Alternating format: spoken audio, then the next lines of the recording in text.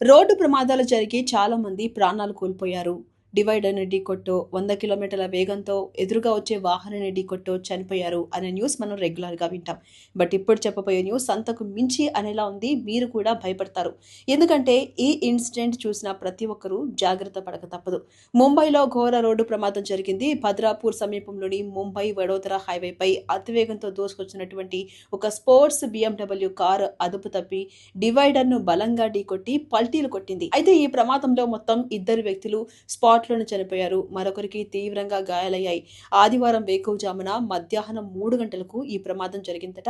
BMW Z4 sports car సుమారు 250 కిలోమీటర్ల వేగంతో తిత్వాల నుంచి భద్రాపూర్ వైపు వెళ్తుండగా డ్రైవర్ ఒక్కసారిగా నియంత్రణ కోల్పోయాడు. కారు అదుపు తప్పి డివైడర్‌ను ఢీకొట్టి బోల్తా పడింది. అయితే ఈ ప్రమాద తీవ్రతకు కారు పూర్తిగా నుజ్జునుజ్జయింది. ఎంతలా అంటే దాని విడిభాగాలు రోడ్డుపై చెల్లాచెదురుగా పడిపోయేంత.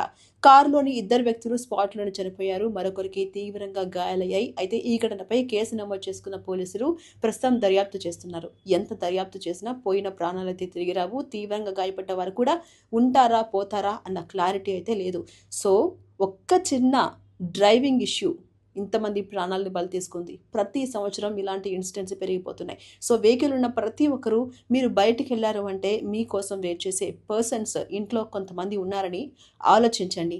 సో, అతివేగమే ప్రమాదానికి ప్రధాన కారణంగా తెలుస్తోంది. Be careful.